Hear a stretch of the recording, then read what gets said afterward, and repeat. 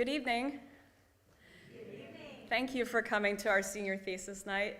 If you haven't already done so, would you please silence your cell phones?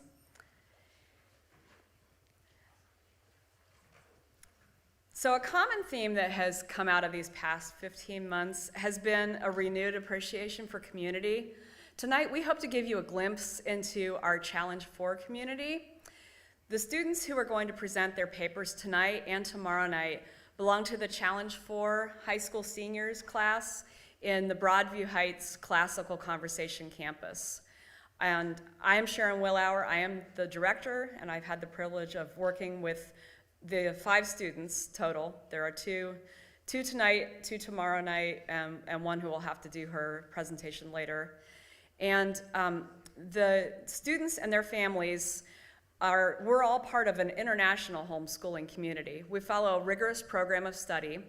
The parents are the primary teachers at home, and they guide their students through their studies in math, science, Latin, ancient literature, history, and theology. One full day per week, we come together in a seminar setting to discuss the readings and assignments of the past week. They present speeches, and we have debates. And in Challenge 4, half of that day and discussion is led by the students. So they have to be prepared every week to lead discussion. In addition, this semester, they have each written a 12 to 20-page thesis paper. Before they went on winter break, the students had identified a topic that they wanted to research, and they had formulated a working thesis statement. And that is a statement that would need to be defended by doing research. The parents guided their research and writing process at home. And then in class, through most of the Mondays of the second semester, we would talk through their topics. Students would give each other ideas, feedback, ask each other questions. It was iron sharpening iron. And then they got to a point at the end of April that they had completed their papers. I sent them to the 3 judges who will get introduced to you pretty soon. So these judges who are giving of their time this evening, they read the student papers in advance, and they have prepared questions to ask the students. So while the parents give the final grade to their own students for this thesis and for all of the challenge work, this is also a chance for outside recognition and feedback as students continue to grow in their skills of expressing themselves and defending a position. So this is truly a capstone project to end high school. The rhetorical skills that the students have developed through the challenge years have served to bring them to this point, and they are skills that they will use beyond high school. This evening, you will hear each student present an abstract which summarizes their paper. Then the judges will ask them questions. I hope that you will take the time to talk to the students individually after the program. We might detain them in here a little while for pictures, but then we'll have some time in the fellowship hall with light refreshments where you can talk with them. In between the 2 student presentations, there will be a very brief break. If you needed to have a bathroom break, that would be the time to take it. We're not going to do an official intermission. And so at this time, I would like Mr. Huffstutler to come and please offer a prayer for our evening.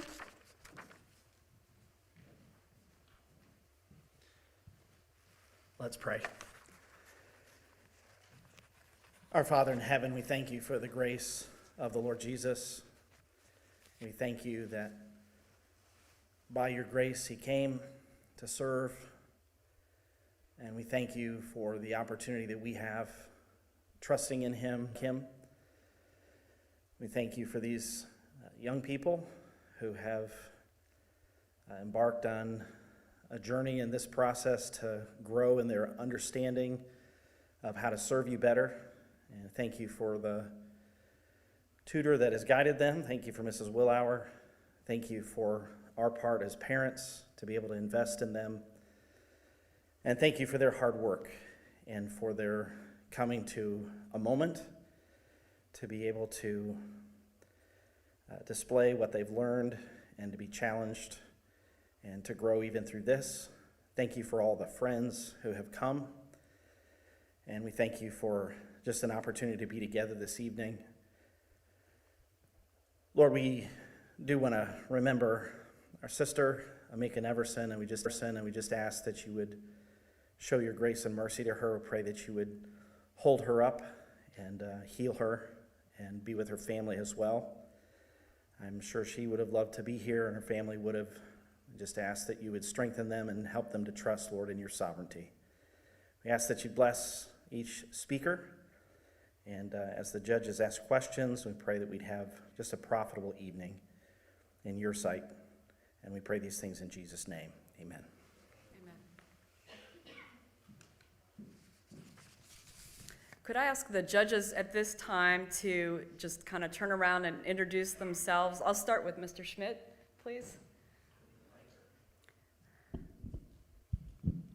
Hi, everyone. My name's Aaron Schmidt, and I'm a friend of the Coles. I was in their life group for a number of years, me and my family. And I'm a lawyer and a vice president with the American Arbitration Association. And prior to that, in 2014, I was appointed by then Ohio Governor John Kasich to Ohio State Employment Relations Board. And in that role, I got to serve on a panel of 3 judges and hear labor cases, so this is kind of familiar ground for me. And hearing arguments and evidence is what I do, so I'm really looking forward to tonight. Thank you for having me. Good evening, everybody. My name is Dana McLean. I am a friend of the Huffstutlers. I'm married with 2 kids. My education is in the sciences. My professional life has always been in general business, and I'm part Scottish-Irish, so a good argument is in my blood, and I'm looking forward to this. I'm John Marino, pastor at Crossview Church in Orville. I've been pastoring here for the past 6 years. Actually, had the opportunity to plant the church with a small group of folks. Got to know the Huffstutlers shortly after we moved here, and our families have been friends ever since, and I had great opportunity to minister together as well. And I'm also looking forward to being here and appreciate the opportunity. Thank you. Thank you for coming tonight to help out with our project. And our first speaker this evening is Kate Huffstutler. And I met Kate in her junior year when she first came to the Broadview Heights Classical Conversations campus. She had been in CC before, all the way since 5th grade, up through 12th grade now. Her talents include music, hand lettering, and digital typography. And she has a gift for making people feel included and welcomed. In the fall, she plans to attend Bob Jones University to study English with a creative writing concentration. So the platform is yours, Kate.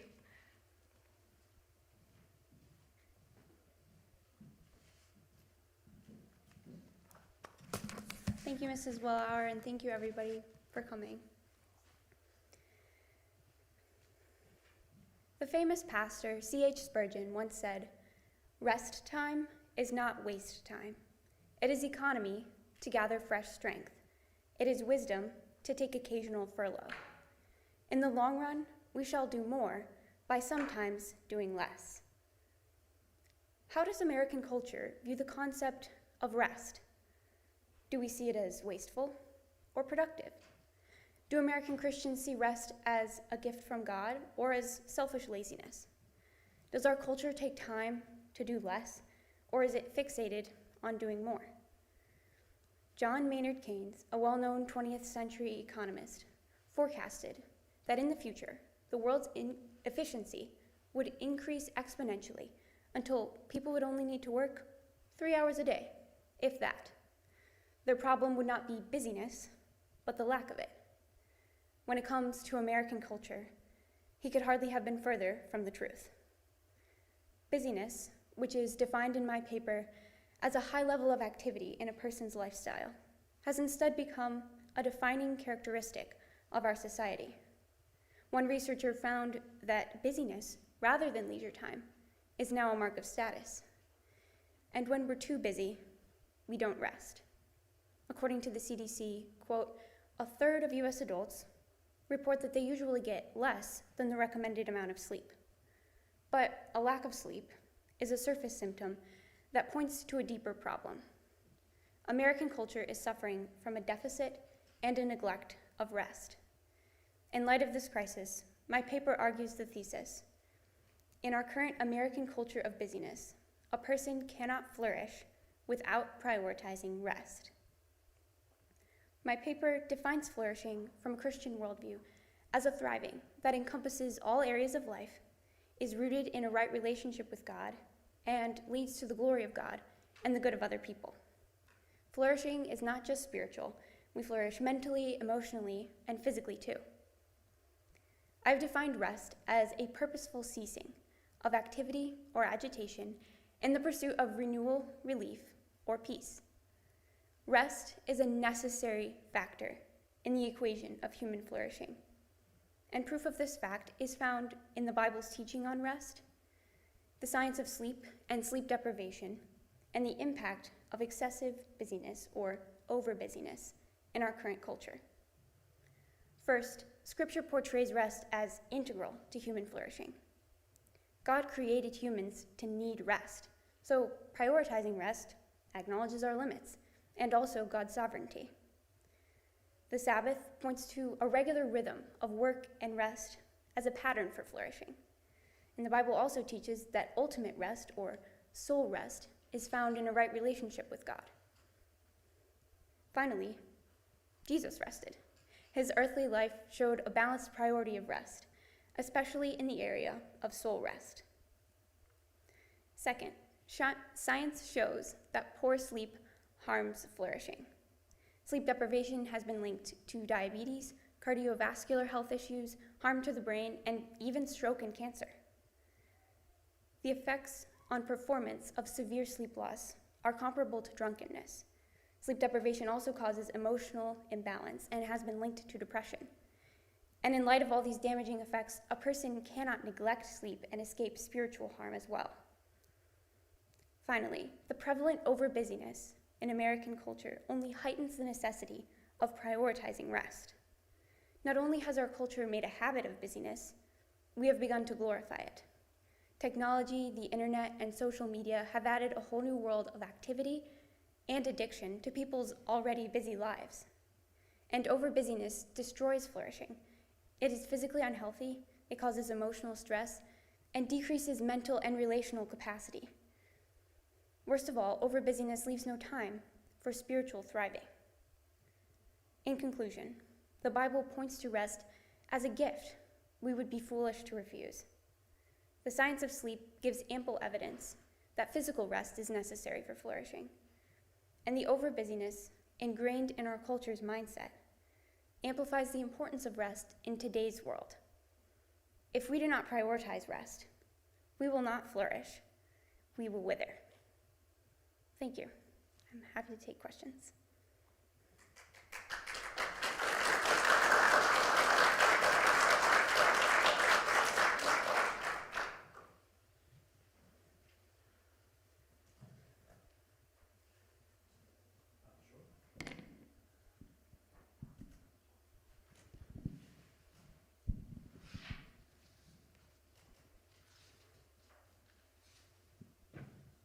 Hi, Kate.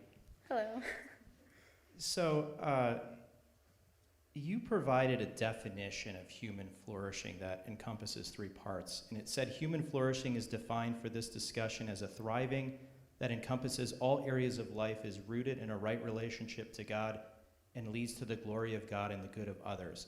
And I was wondering, is this your definition, and how did you arrive at it? That is my definition. When I was looking for a definition of flourishing, I started with just a dictionary definition, but that was a lot more general than I wanted it to be. And as I looked at the research on that subject, I found that Aristotle kind of seemed to start that whole idea that we live for our own happiness or flourishing in the end. But I was looking for a Christian definition of that.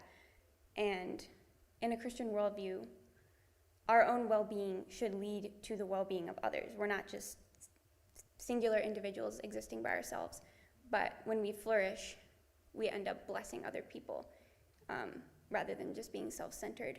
And so through thinking about that is how I arrived at that definition.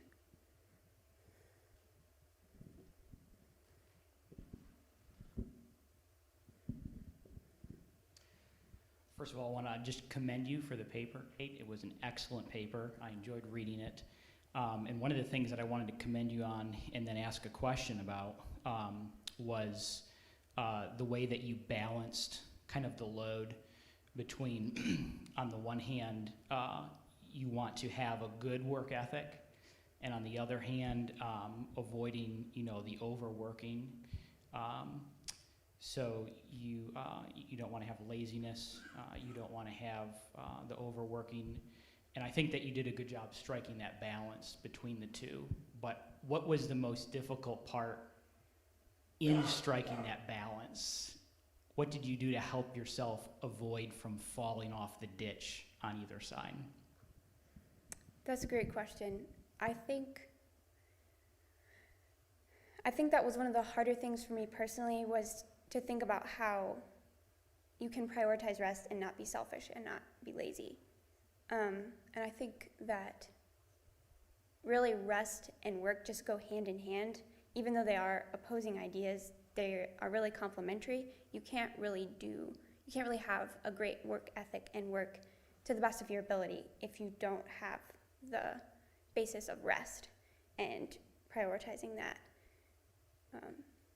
So that was part of my thinking.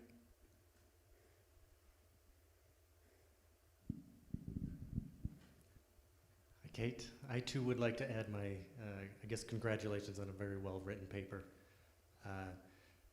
I know at your age, I would not have been thinking about this topic, so I'm very curious what drew you to this. Well, I was not one of those people who just immediately knew what I wanted to do my thesis about. I wrote down a whole list of topics, and I just kind of kept coming back to this one because it seemed to be different than all the rest. It was not just theoretical. It seemed to have personal application for me going forward, especially as I'm graduating, going to college, and I'll have more opportunity to either prioritize rest or not. And I think that was part of what led me to it, as well as just I thought it would be one that would keep me interested.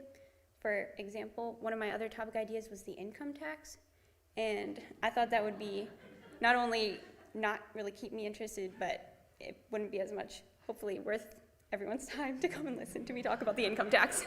So, and I really do still love it. I am very glad I chose this topic.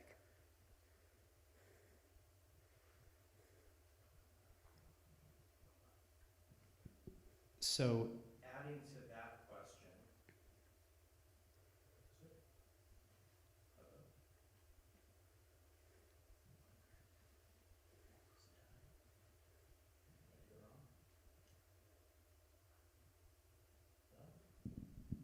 okay. So adding to that question, obviously I figured you were interested in this topic too, and that's why you chose it. And I'd like to know what your view was before you started your research and how it changed after. Well, before I started, obviously I thought rest was important. That's how I got to this thesis. But I think if anything, it's probably just intensified that view. I knew it was important before, but the more I researched, especially even just in the area of sleep and just the science of that, was just so fascinating to me in terms of how just basically important that is for health, as well as other areas of health, mental health. And so I would say it's given me the background research to understand why I believe that rest is important, and given me just a stronger opinion in that area. Talking about sleep, and I read the book Why We Sleep as well, and that really opened my eyes to how vital and important it is, and which is something you discussed very well in your paper. You state that some people see prioritizing sleep as selfish or lazy. How do you think we can dispel that stigma? I think that sometimes there's this choice in our minds between, am I going to get things done or am I going to sleep? And I don't think that's a correct choice to make. I think sometimes, and I think I do talk about this in my paper, that the choices are, am I going to do quality work, or am I just going to have more time to work? And it often is, you can do a lot more in a shorter time because you're at your best potential and you're operating at your best ability because you have sleep. And so it's prioritizing sleep isn't lazy. If you do it for the right reasons, it's enabling you to work well.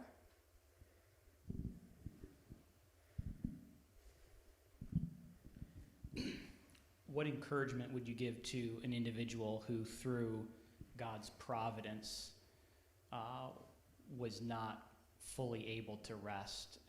A scenario could be someone with a chronic illness who physically is just unable to rest like they need, or even in, say, the persecuted church scenario where you have Christians constantly on the run or something like that.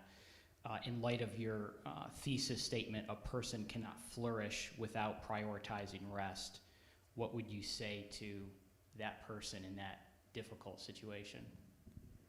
That's a really good question. I think it makes me think of, and I believe I have this in my paper as well. Oh, sorry, that's really loud.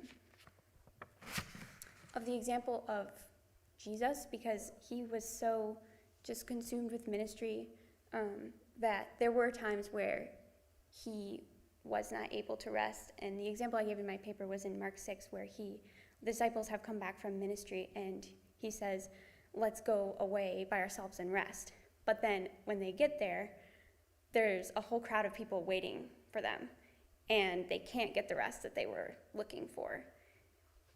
But Jesus was able to minister to them anyway, and then afterwards he goes and prays, and so he finds an even deeper rest by communing with God the Father. And so I think even when, especially physical rest is hard, that God can enable us to flourish beyond our present circumstances.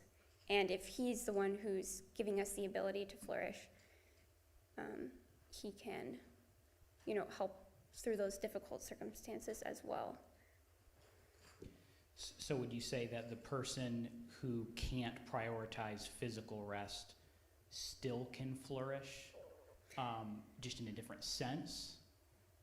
I believe so.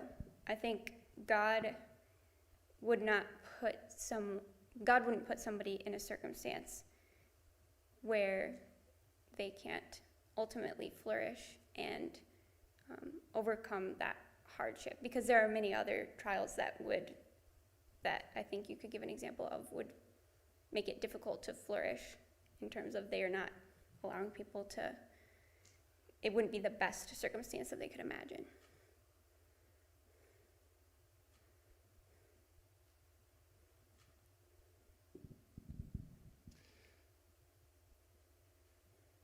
One of the things I find difficult in an argument, especially in writing, is leaving out information or points that I find compelling, but aren't going to fit in 20 pages necessarily. So I'm curious what sources or points, maybe even topics that you left out, that you found and think are related, that you would be willing to expound on now. Yes, I think one of the things that I had to forego, because my 3 main points ended up just taking up so much of the paper, was looking into opposing ideas. So how would somebody argue the opposite of my thesis, and how would they refute it? And I think one example of that would be, I did not take as much time to prove the idea that our culture is a culture of busyness. I definitely gave proof for it, but because my main point was that we should prioritize rest, I left it as somewhat of an assumption. And I think somebody could come from the opposite view and say, not everybody in our culture is a workaholic. People do all sorts of other things. Maybe even a lot of people are lazy.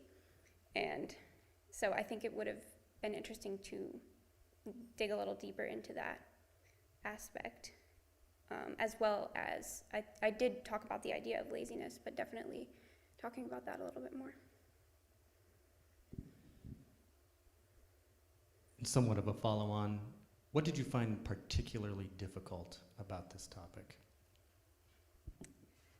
I think one difficulty I had was defining my terms.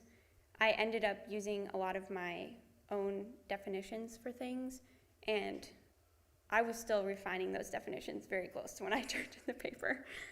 So I think it was a pretty long process for that, and I don't think I started it soon enough. But that was one difficulty. I think another difficulty in writing it was just balancing the research and then also my own arguments. Whereas I gathered a lot of research, but then as I made my own arguments, I realized I don't think that really applies. Maybe I have 50 different studies on sleep, but I don't think I need to wade through all of those for my paper, whereas I don't have anything about sleep and emotional health, for example. So just balancing the research and my own formulation.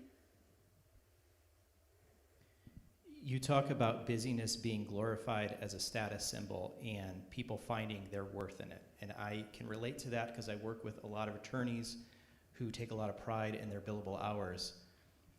Can some people find fulfillment in busyness? And isn't there a type of person who finds that lifestyle fulfilling? I think definitely busyness many people thrive on busyness, and I think everyone really, or I would say most people, are called to, work hard, and we are to find fulfillment in our work.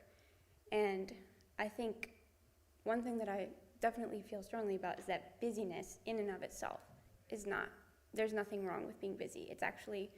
It's great to be busy, especially really if you're, doing the right things. Jesus was really busy. So I don't think you could say that busyness in and of itself is wrong, and many people do thrive on it. So I think that just making sure to balance that busyness, because the way to thrive in busyness is by prioritizing rest. It's not you can be busy or you can have rest. It's you can be successful and be busy because you have prioritized rest. So kind of along those lines, people today often talk about a work-life balance. And you didn't mention this in your thesis, at least not directly. So I was wondering, how do you think the idea of a work-life balance fits into your thesis, or doesn't? So I'm not actually as familiar with that term. Could you just give me like a basic definition of that? It goes to the idea of balance, which I think is something that you talk about in your paper, just kind of you address it in a different way, where you talk about busyness not necessarily being a bad thing, but over busyness. And you make a really nice distinction in your paper between being busy and being over busy. And so I think maybe the core of that is balance. And I'm wondering, is balance maybe what we should all be seeking? I think definitely. It's definitely about balance. I think that personally, I think of it as sort of a spectrum where there's the extreme end of being just so busy, not resting at all, and then there's the other end, which is laziness. And I think different people may have a different ratio or a different balance of how much rest they need or how much work or busyness that they can handle. And so I think part of it is just finding the best, I guess, work-life balance for you personally, in terms of how you can flourish.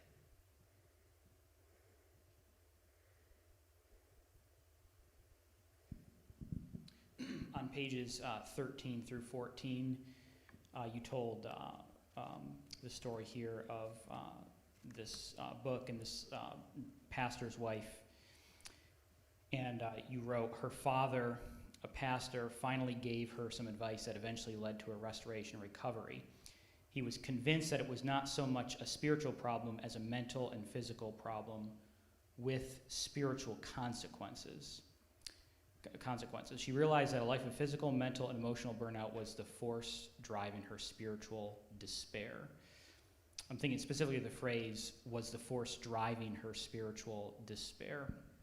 In Mark 7, Jesus says, from within, out of the heart of man comes, and then he gives a whole list of evil things. And then he says, all these evil things come from within and they defile a person. So in light of your quotation from the book and then Mark chapter 7, do you believe that a lack of rest causes spiritual despair, or a lack of rest exposes spiritual despair, or something else? What's the relationship between those two? I think for that question, it may depend on the person. I think that a lack of rest can definitely contribute to a spiritual problem. I think that because, and I also gave this example in my paper, but the example of Elijah, I really like that example because he was pretty much spiritually despairing. And the real answer to that was, of course, a spiritual message from God. But before God gives him that message, he lets him sleep and he gives him food from an angel. So I think that physical circumstances or the outward circumstances of how much rest you're getting or how much busyness is wearing on you do contribute to spiritual problems. But in any case, if you're struggling spiritually, there's no just easy fix of taking a nap. I think you just have to look at all aspects of it.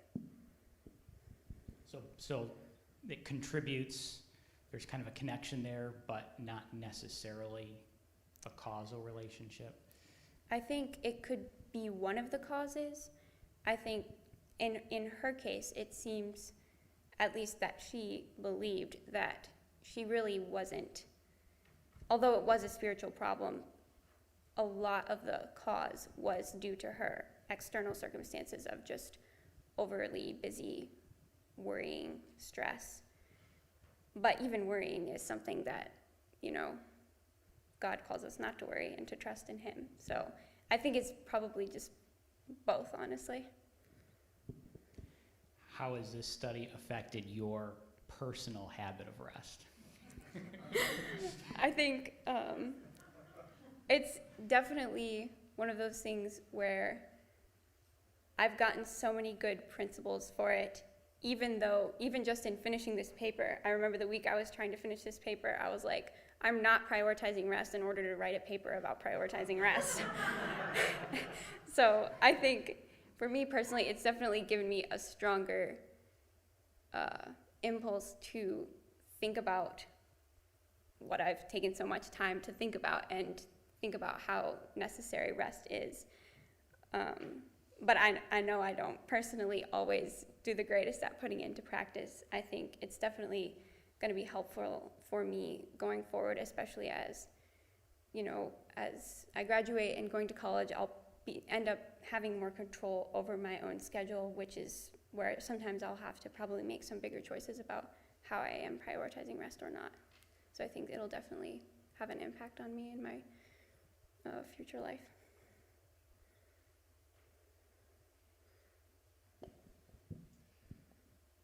I was surprised not to see coffee and caffeine in your paper, except for a passing mention. So while it is admittedly tangentially related to your main premise and thesis, I'm curious if you have thoughts on the use or even abuse of the legal stimulant caffeine in the current culture. That is a very interesting question because I really did not you're right, it's not really in my paper and I did not do a lot of thinking about that. I think if you are tired, obviously the only real solution is to get rest, especially when it comes to physically. You can't just continue using coffee forever. I think coffee could be helpful, but I mean, I know I drink coffee, and I'm not really looking to give that up personally, but but I think I would have to do some more research on that to form a full opinion.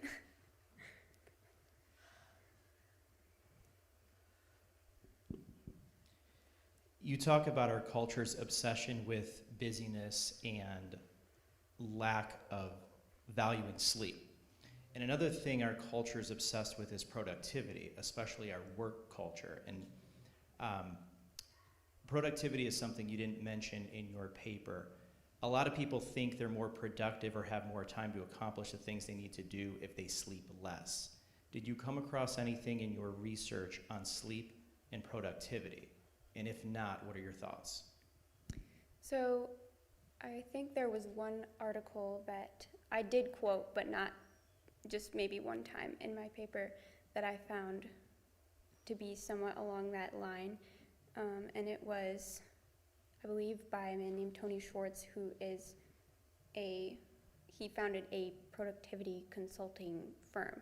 And he was talking about how sleep and productivity are very much related.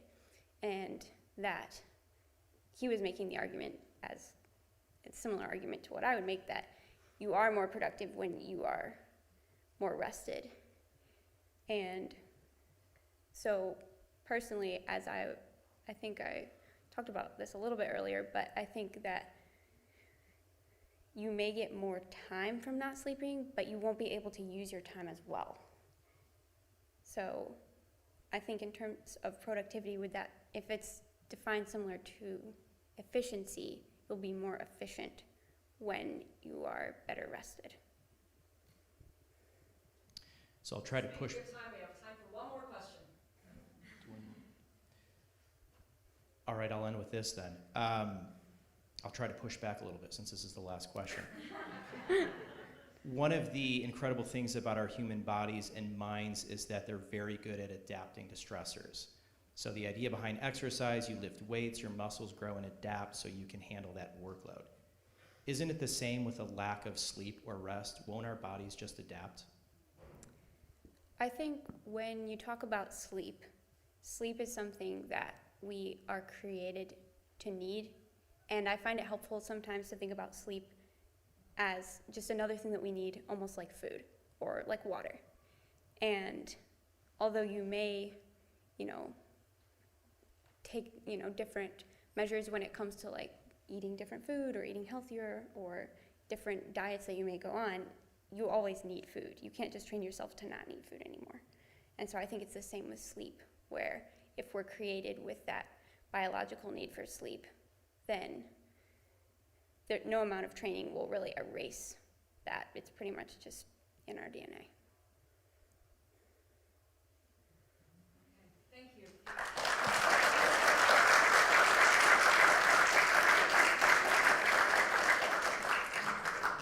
We will have a 5-minute break before the next presentation.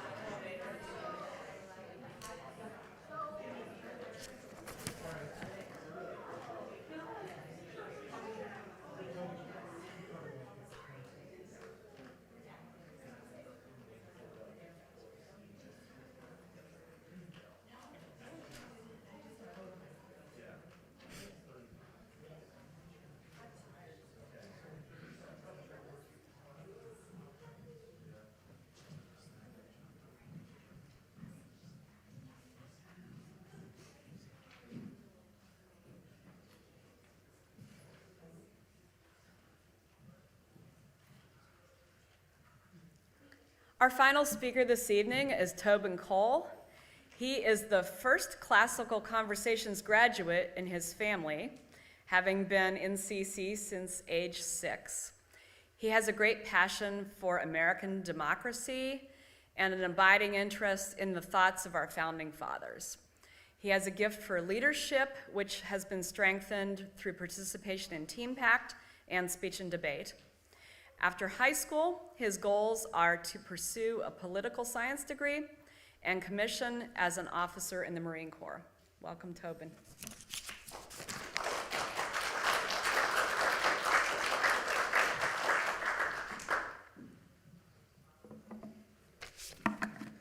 Awesome. Thank you, Mrs. Willauer. And wow, Kate, that was pretty good. It's going to be hard to follow up.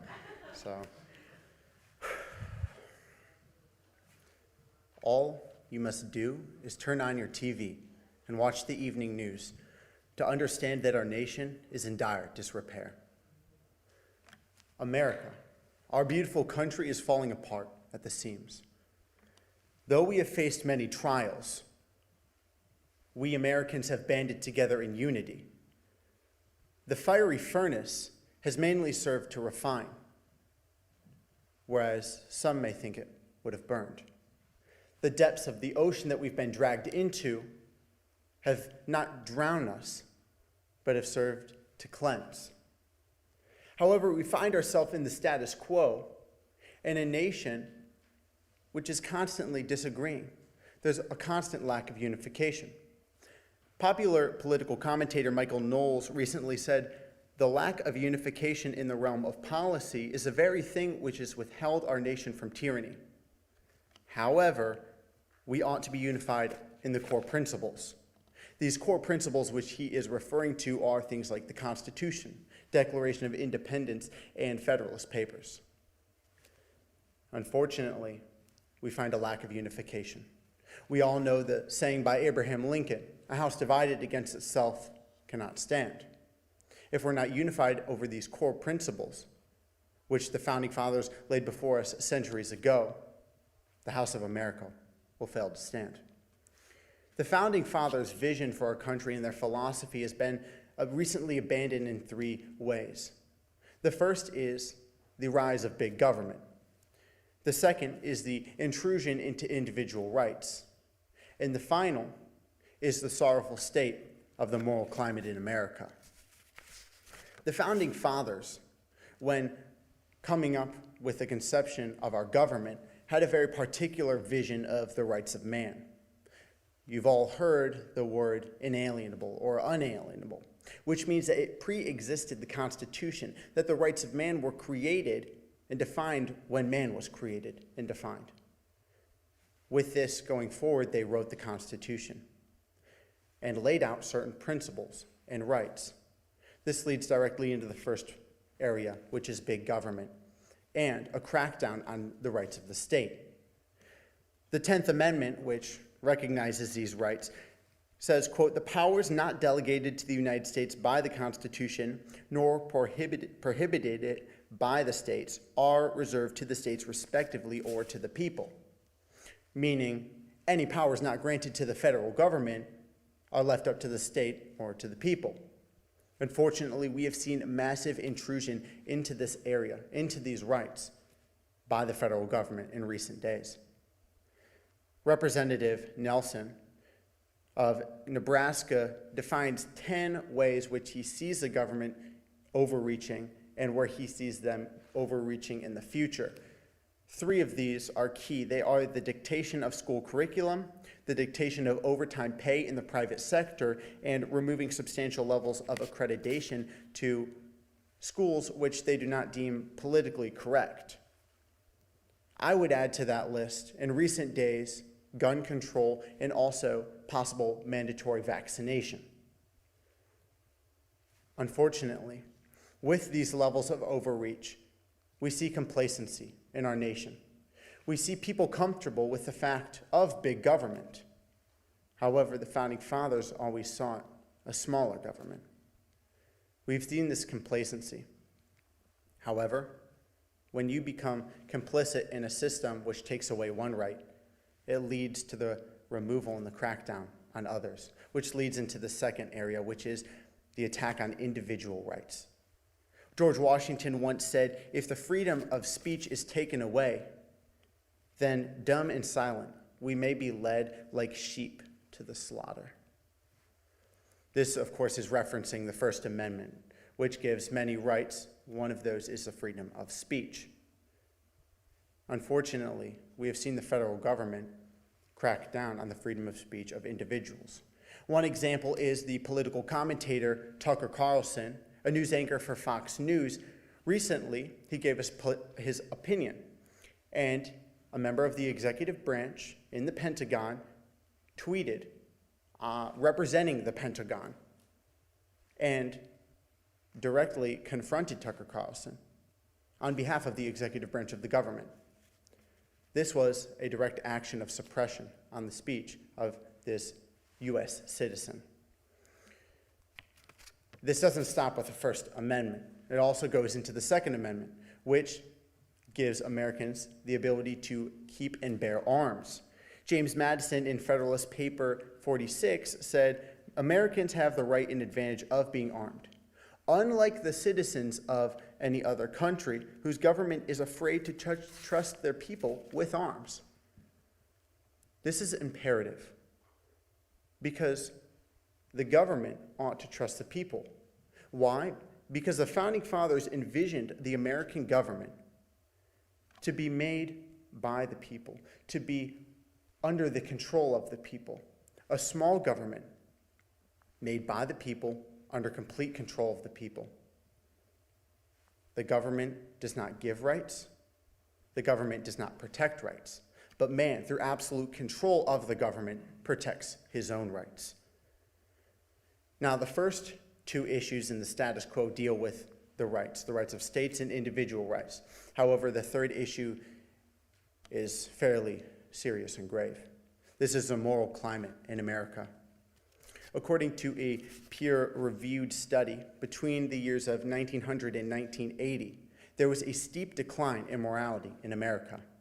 However, in the 80s, Gallup produced a poll that said that 80% of Americans believed that there would be a final judgment before God, that 90% reported to pray to God, and that 84% believed that Jesus is the Son of God.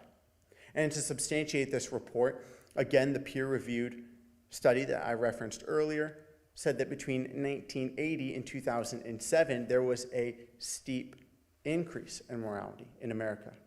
2007, right? That wasn't that long ago. Maybe there's hope. Unfortunately not. Pew Research Center produced a report between 2009 and 2019 reporting steep declines in Christianity, which most Americans affiliate themselves with. In men, the percentage points dropped 12. In women, it dropped 11 percentage points. And among millennials, right, this upcoming generation, it dropped 16 percentage points. Why is this so imperative? Well, John Adams said in 1798, our Constitution was made only for a moral and religious people. It is wholly inadequate for the governing of any other, meaning that our Constitution was originally made to govern people who had a moral conscience, and that it's wholly inadequate for any other. So it's not surprising that we find the state of our nation in such disarray. Each of these points is very important. Ronald Reagan said, if we lose freedom here, then there is no place to escape to. This is the last stand on earth. And that's why I think it's so important that why we find ourselves in this perilous place and that we must take action. You see, the Founding Fathers' philosophy is on detrimental decline among Americans in three key aspects: the rise of big government, the attack on individual rights, and the state of our moral climate.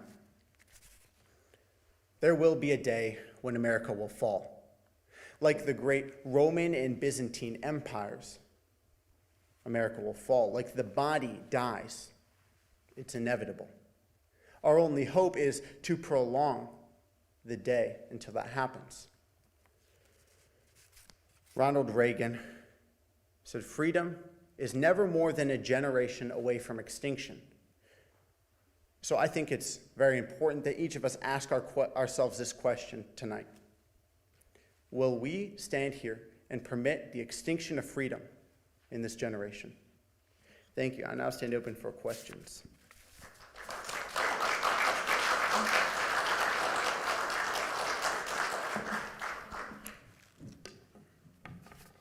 So Tobin, I want to start out by saying I thought this was an excellent thesis. You addressed issues that some of our greatest minds today struggle with, and you didn't choose an easy topic, but it's a very important topic. It's exactly what we need your generation to be thinking and talking about, because someday this country will be in your hands.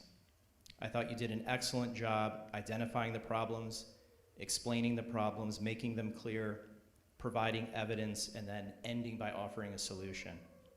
And so with that said, I'm going to try to poke some holes in it. Sounds good. You state that if Americans don't hold the 10th Amendment as sacred, there will be no way back. Doesn't the two-party system protect this?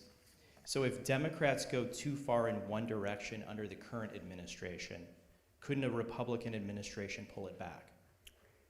Yeah, so when we talk about, I'd like to bring in big government into this a little bit. And so the problem is, our government started off small, and the checks and balances have worked in the system to provide that abuse, that tyranny has not been able to take over. That was the intent of the Founding Fathers, right? However, the Founding Fathers intended a small government.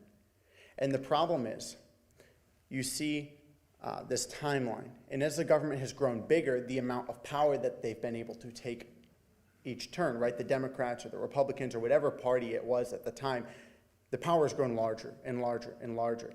And so, this election cycle, the Democrats will take more power and bring in more power for their party, and they'll switch to the Republicans, and they'll take in more power for their party. And eventually it will lead to national suicide.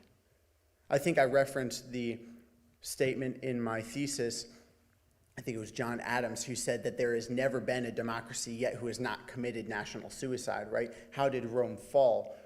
Rome didn't fall from outside pressing in. Rome fell from the inside. So, yes, we do see checks and balances, but eventually the government will get so big that when one party takes control, they'll take absolute control. It will lead to tyranny. And that's why I emphasize small government and emphasize the Founding Fathers' belief in small government.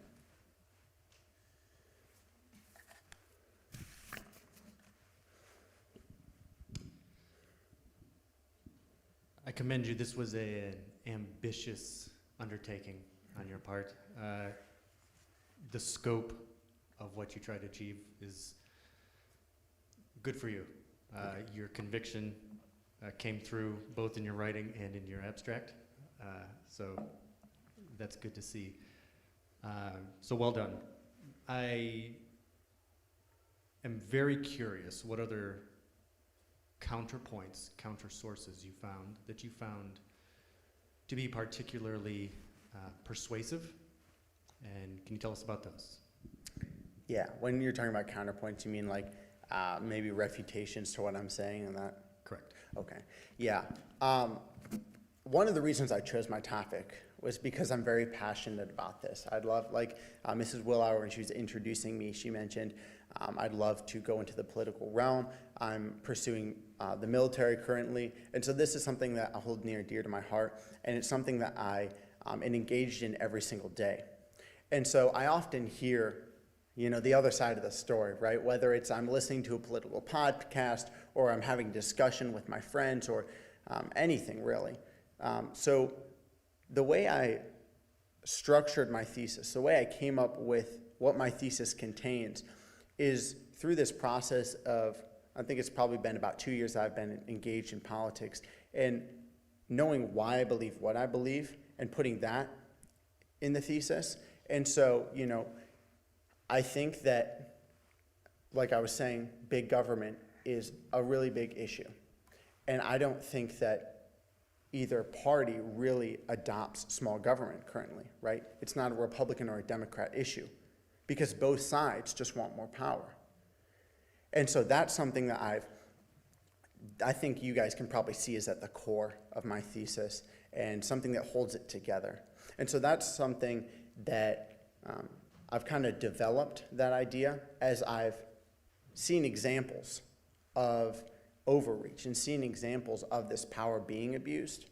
And so when it comes to what specific sources, right, that I saw that might refute this, I mean, I'm pretty sure if you gave this to most Americans, right, or at least most people in the political realm, they'd probably disagree and come up with a lot of counterpoints as to why, they disagree, which is probably why, we see it as ambitious, right, because it is such, there's not unification over this.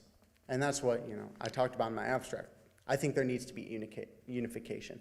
I think that we should be able to be unified over these points, and if we don't, it's going to lead to the decimation of America. And so, really, the refutations and the points that disagree with my paper, all you need to do is kind of like look at the news. Because, yeah, it's everywhere. To follow up, so not that I disagree that there's evidence out there in the news, is there any counter-argument you find persuasive or that sharpened your argument? Yeah, I think when it comes down to the rights of man. Recently, I am very engaged in a leadership school called Teen Pact, and we talk a lot about the founding of our nation. However, we were posed this question at our last conference: is the government allowed to censor speech at all, right? Is the government allowed to censor speech? And that led into a massive debate because, they say, hey, everyone who thinks the government can censor speech, go on that side of the room, and everyone who doesn't think they can censor speech, go on that side of the room, and then debate one another, right? So we go, and we're debating, and I'm like, wow, I don't really know where I stand on this. And so I had to fine-tune that and kind of understand where our rights came from, because at the end of the day, you can see someone makes a threat on someone else. And you ask yourself, is it the right of the government to step in, right? And so those were those hard questions, right, of where is the fine line? Where's the border that the government can't cross? I had to ask myself those questions, and those were very hard, very compelling, and I admit I stood on both sides of the line at certain points. But I think now I have a greater understanding of the rights of man, and I'm sure there's lots for me to learn still. It's a very vast issue, very hard for the mind to comprehend, because they've been in existence for basically all of creation. So, yeah.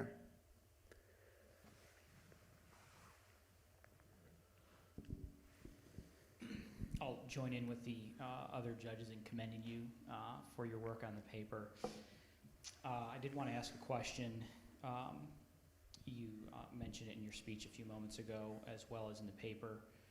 On page 14, you quoted Adams as saying, "Our Constitution was made only for a moral and religious people.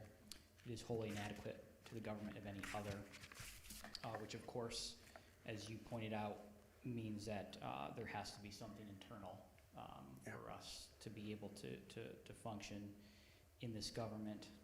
And on page 18, you gave a list of reforms, and you said America must adopt similar reform for the sake of longevity. I'll get that right here. So my question is, reforms, are they enough to change the heart? Yeah, that's a great question. Is the external, if they're not enough, is your proposed solution enough? Yeah. Do I think reforms are enough? No. C.S. Lewis said that the hearts of man cannot be changed by policy, right? Man cannot be made good through policy. And then C.S. Lewis goes on to point out, however, we must have good men in order to have a good society. So how do we have a good society if we can't make them good through legislation and policy? So I think that it starts with talking and having discussions. But also, as I'm looking at going into the political realm somewhere in my future, you see a lot of politicians who say stuff. And they get up here and they talk to you guys and they say their ideas or they say what they believe in, But at the end of the day, they don't do much other than that to push that. So I was just having a conversation with someone this morning, and they were like, well, you have good ideas, but what are you doing about it, right? You're talking about these communities that are fiscally suffering, but what are you going to do to help them? And that's the problem with big government, is that the church, we have pulled out of our role in so many areas. And the government has stepped in as a safety net. They've stepped in, and they haven't been doing a good job because that's never been their role. They're supposed to be small, not big. And so we've pulled out of those areas as a church community, and the government has stepped in. And so do I think policy is enough? No, I don't think policy is enough. I think it needs to be backed by the hearts, because policy is not going to change your heart, and it's not going to change my heart. But when I have conversations and I go into those communities and I talk to those people, and we have one-on-one conversations, and we have open minds, and we listen to one another, and we don't just talk at one another, that's where the change is going to be made. So if we want to find unification over these core principles, like I talk about, is so imperative. I can't just stand up here with my thesis and say, hey, these are the core principles, we need to be unified over them, or else our nation's going to die, right? That's not going to change anyone's mind. I need to have conversations and explain to them why I think it's important, but also listen to their point of view, because that's where the heart change comes from, and that's where the unification in our country is going to come from. Is there a logical priority in the reform versus the internal reformation? As Christians, we would say regeneration of the heart. And then you have external reform. Is one of those have a logical priority over the other? Yeah, so at this point in time in our nation, I don't think that the external form is going to come first, and honestly, it probably shouldn't come first, because like I said, it's not going to change anyone's heart. So when you're looking at it, and you know, I've had a lot of conversations recently. I wrote this about a month ago. I've had a lot of conversations recently with people who are like talking about changing the heart over just talking about the policy. And so if I were to rewrite this, I might include something to that effect, where the reform is a result of the heart change. And so at this point in time, we're not going to see policy coming out supporting Christian worldview. At least I don't see that as a probable case. But I think through the Christian community, making an influence on others, making an influence on other communities, it will lead in the future to reform that you can see in policy, because there'll be massive waves of support for it.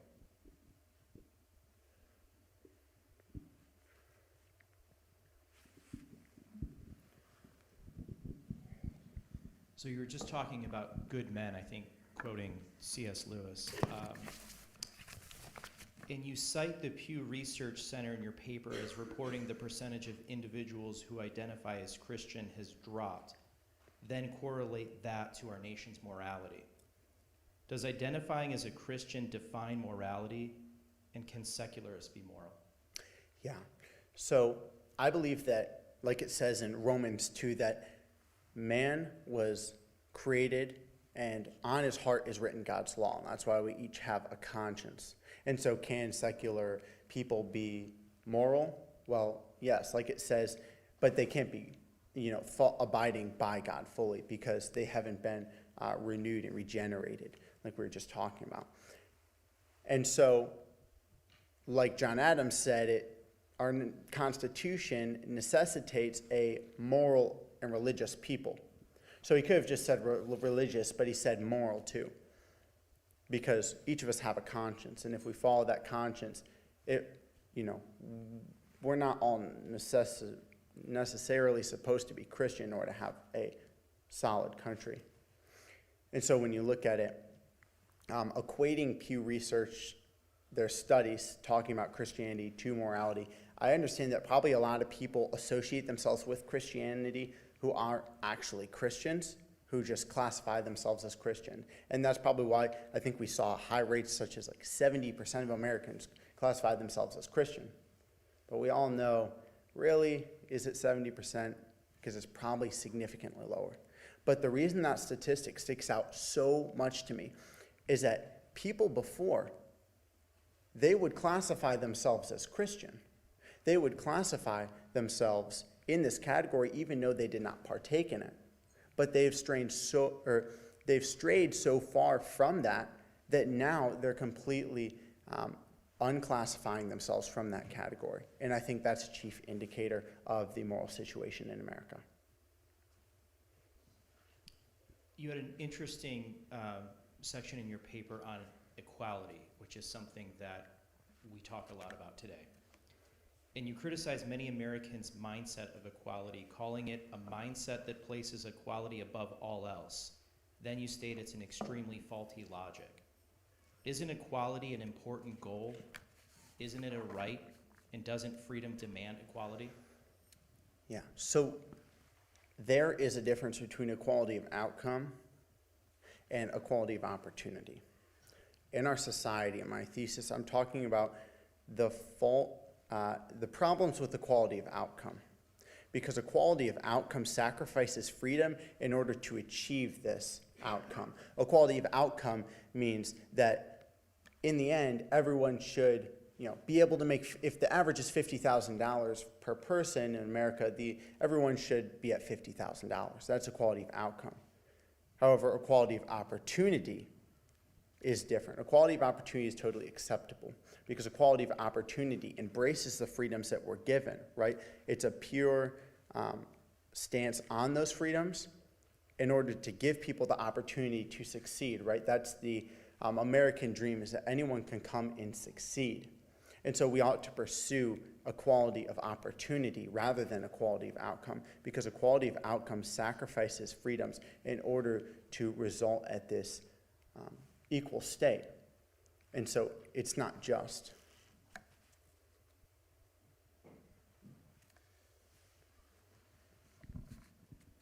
You were just talking a minute ago after the questions about the Pew Research and the Gallup polling and the moral decline.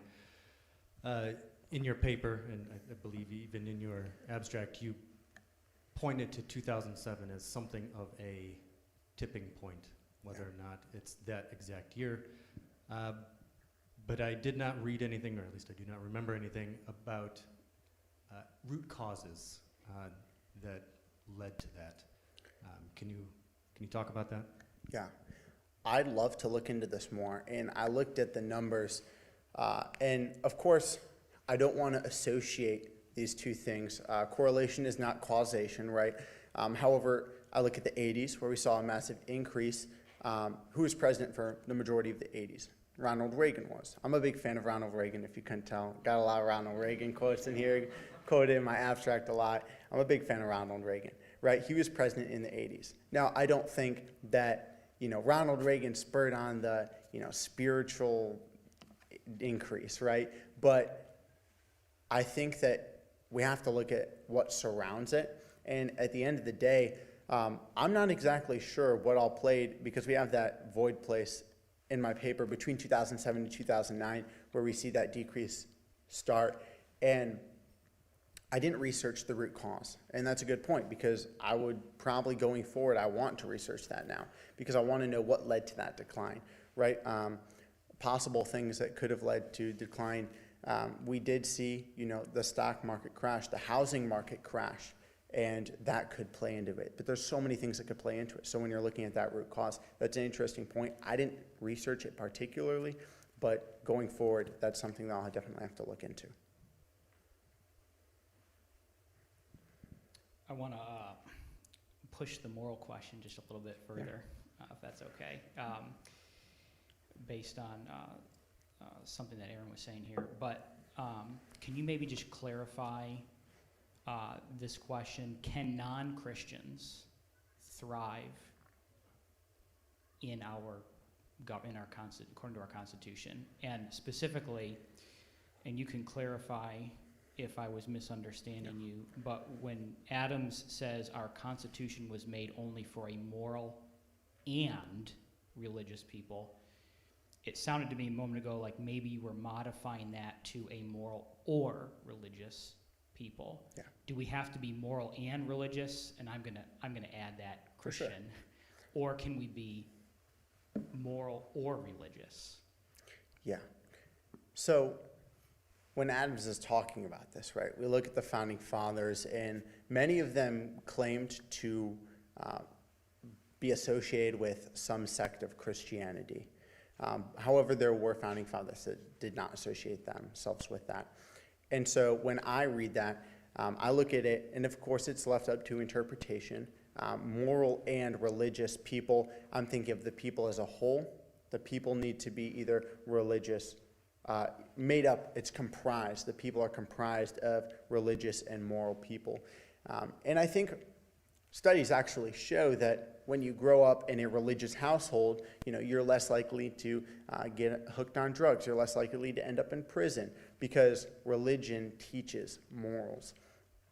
And so when you look at that, what's the difference there? I don't think he was saying every single person must be religious and moral. For if he was to conclude that point, then I think he probably would have just said a religious people, because religion implies morality, or at least the religion that they were dealing with in 1700s.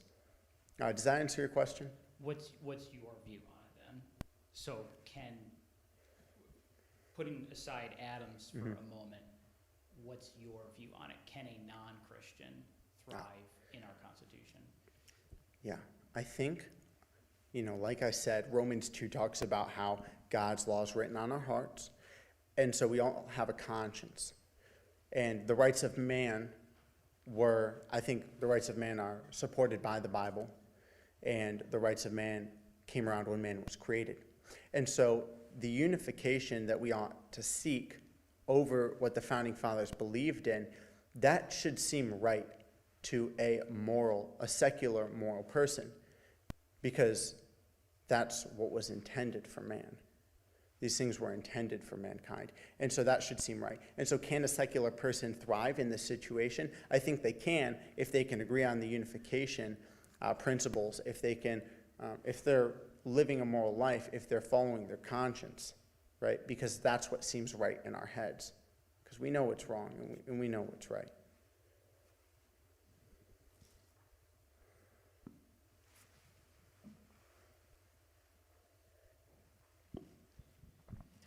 You talk about divisiveness in our country, a really difficult topic. And you stated, it is therefore understandable how so much hatred and separation is observable in American discourse when so many people see American history through different colored lenses. If you were a minority or a first-generation immigrant, do you think you might feel differently? Yeah, that's a good question. Many people believe, if you're a straight white male, then, you're like the least minority, and I'm a straight white male. And so I don't understand things. And I think it's my role when we're talking about what's our role, just to talk? No, it's to go and talk to people. And so would I see things differently? Possibly. I think what I believe in is right, but I also think that we need to talk to people who see things differently. Just yesterday, I was having a conversation with my friend from work. He's in his 50s, but he's my friend, right? He's an African-American man who grew up in the ghetto of Cleveland, and he found the Lord just a couple years ago. He's a Marine, like I'm striving to be, and so we were unified over a couple things in life, but he grew up a lot different than me, and he sees the world through completely different lenses than I do. And so I found it fascinating and challenging to have a discussion with him, to talk about, our government, to talk about, even he sees the Bible through a little bit of a different lens than I do, because he came from a different situation. And so when I look at our government and the topics I cover in my thesis different, I'd probably come from a different standpoint. Where I would end up, I'm not exactly sure, because, yeah. Under the solutions section, you made a passing reference to the deterioration of the American nuclear family and how it will ultimately cause the collapse of America. I thought that was a really compelling point and was wondering why you didn't explore that more in your thesis. Yeah, I would love to explore that point more. If I had like unlimited pages to write my thesis, you guys would probably be reading like a volume this thick, because I could just go on, right? Like I'm like taking sources from books that are this thick about my topics. And so why I didn't explore it more, lack of space. Also, I don't have a ton of knowledge on the history of the nuclear family. I understand it's an issue and I understand it's a problem. I don't have a ton of knowledge, and so it would require more research. And so that's probably why I didn't explore it. But like you're saying, it's very compelling, and it's a very disheartening issue in the status quo, because it's been going on for a long time. It's been a process for, years now that's peaking right now. And not peaking, it probably will get higher, worse. We can take one final question.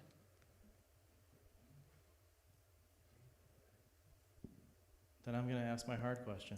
Sounds good. So, the Pew Research Center put out a report on American democratic values in 2018. And it found a majority of Americans, 55%, now say the U.S. Supreme Court should base its rulings on what the Constitution means in current times, while 41% say rulings should be based on what it meant as originally written. And you talk a lot about the Founding Fathers and the Constitution and what was originally intended. What are your thoughts on viewing the Constitution as a living and evolving document that should be interpreted more aligned with our modern age? Yeah, that's a great question, because a lot of people do see the Constitution as a living document. And the problem with this is that the Founding Fathers' beliefs, their philosophy, was founded upon principles that, like I mentioned, the rights of man pre-existed the Constitution. They sought to found their rules upon ideas that have been around for ages, ideas that they didn't come up with.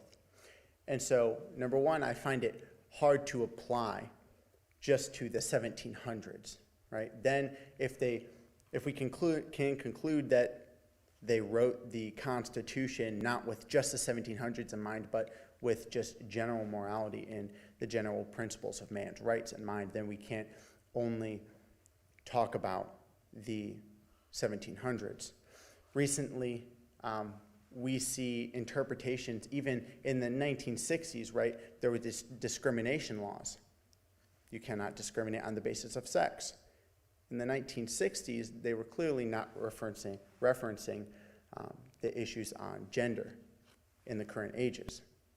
But yet, they've started to interpret it as a living document, saying sex is now referencing not just man or woman, it's referencing, any gender that you identify yourself as.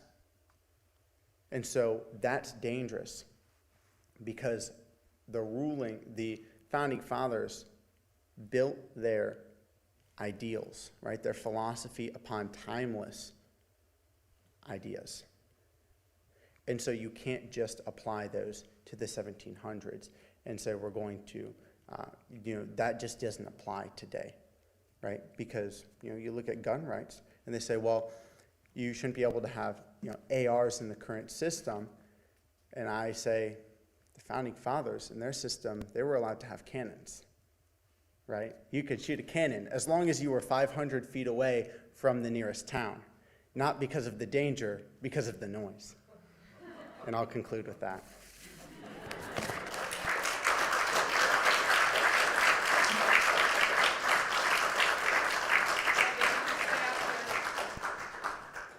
Can you come back up? And Kate, could you come on up too?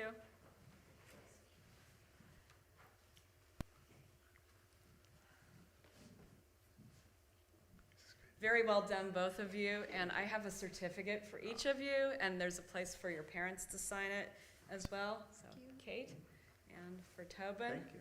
Okay, thank you very much. This has really been a fascinating evening and a great discussion. I do want to also thank the Valley View Church and especially Pastor Sean Vitu. They made a lot of last-minute adjustments for us, the Trail Life Troop as well, so we really do appreciate being able to use this space.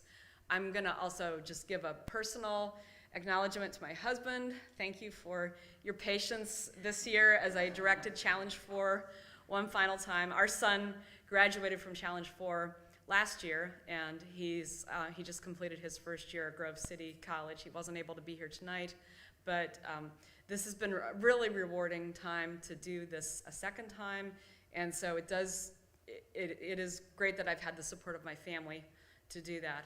So we will probably need a few minutes to set up the refreshments across the hall in the fellowship hall. We'll probably want to take a few minutes to do pictures in here as well, but we hope that you can stick around and talk to us, and especially talk to the students. Thank you very much.